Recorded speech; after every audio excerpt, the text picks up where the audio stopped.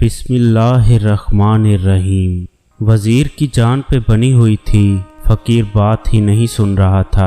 आखिर तवील मिन्नत समाजत के बाद फकीर ने सर उठाया। हाँ बोल, क्या कहना है? वजीर ने हाथ जोड़े और बताना शुरू किया। 1 महीना पहले हमारे बादशाह सलामत ने अचानक दरबार में एक सवाल उछाला कि कामयाब किरदार के लिए तरबियत ज्यादा कारआमद है या माहौल। मेरे एक हम मनसब वजीर ने झट कहा कि आलिजा तरबियत ज्यादा कारआमद है, जबकि मैंने उजलत में कहा जनाब माहौल तरबियत पर फोकियत रखता है। बादशाह सलामत ने हमारी तरफ हैरानगी से देखा और फरमाया, तुम दोनों को अपना अपना जवाब इमली तौर पर साबित करना होगा। जो साबित ना कर सका उसका सर कलम कर दिया जाएगा और उसके लिए हमें 1 माह की मोहलत दे दी गई। हम दोनों अपने जवाब की इमली ताबीर तलाशने में लग गए। मैं सोच सोच के पागल होने के करीब था, मगर कुछ समझ में नहीं आ रहा था कि 24 दिन बाद अचानक मेरे हम मनसब वजीर ने मेरी मौत के परवाने पर दस्तखत करते हुए दरबार में अपने जवाब को इमली तौर पर साबित करने की इजाज़त चाही। इजाज़त मिलने पर उसने दरबार में खड़े होकर ताली बजाई। ताली बजते ही एक ऐसा मंजर सामने आया कि बादशाह समेत तमाम अहले दरबार की सांसें सीने में अटक गईं। दरबार के एक दरवाजे से 10 बिल्लियां मुंह में प्लेटें लिए जिनमें जलती हुई मोमबत्तियां थीं, एक कतार में चलती चलती दरबार के दूसरे दरवाजे से निकल गईं। ना प्लेटें घिरी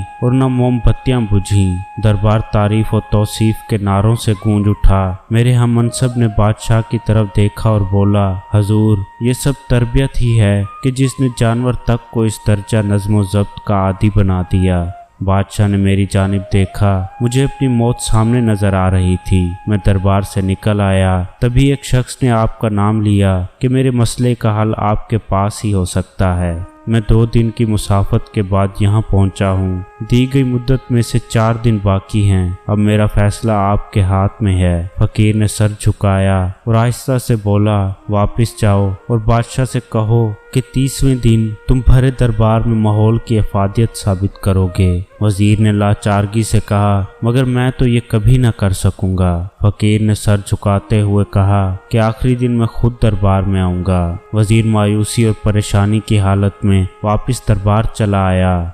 आज मुकर्रर मुद्दत का आखिरी दिन था। दरबार खचाखच भरा हुआ था। वजीर का दिल जोर जोर से धड़क रहा था। सबकी नजरें बार बार दरवाजे की तरफ उठती थीं कि अचानक एक मफलूकुल हाल सा शख्स अपना मुख्तसर सामान का थैला उठाए दरबार में दाखिल हुआ। बादशाह की तरफ देखा और बोला, वक्त कम है, मैंने वापस जाना है। इस वजीर से कहो तरबियत की अफादियत का सबूत दोबारा पेश करे। थोड़ी देर बाद ही दूसरे वजीर ने ताली बजाई और दोबारा वही मंजर पलटा। दरबार के दरवाजे से 10 बिल्लियां उसी कैफियत में चलती हुई सामने वाले दरवाजे की तरफ बढ़ने लगीं। सारा मजमा सांस रोके ये मंजर देख रहा था। वजीर ने उम्मीद भरी निगाहों से फकीर की तरफ देखा। जब बिल्लियां ऐन दरबार के दरमियान पहुंची तो फकीर आगे बढ़ा और उनके दरमियान जाके अपना थैला उलट दिया। थैले में से मोटे ताजे चूहे निकले और दरबार में इधर उधर भागने लगे। बिल्लियों की नज़र जैसे ही चूहों पर पड़ी, उन्होंने अपने मुंह खोल दिए। प्लेटें और मोमबत्तियां दरबार में घिर गईं। हर तरफ भगदड़ मच गई।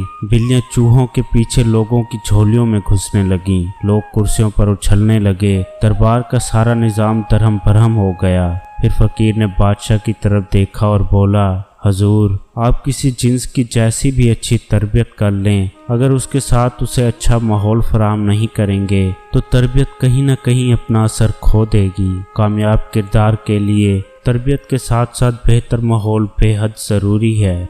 मोअज़्ज़िज़ दोस्तों, हमारे यहाँ सारी जिम्मेदारी उस्ताद की तरबियत पर डाल दी जाती है। घरों का क्या माहौल है, इस तरफ कोई तवज्जो नहीं दी जाती। आज हमें अपने घर का माहौल बेहतर बनाने की अशद ज़रूरत है। अल्लाह पाक हम सब की मग़फ़िरत फरमाए और दीन इस्लाम पर चलने की तौफ़ीक़ अता फरमाए। आमीन सुम्मा आमीन।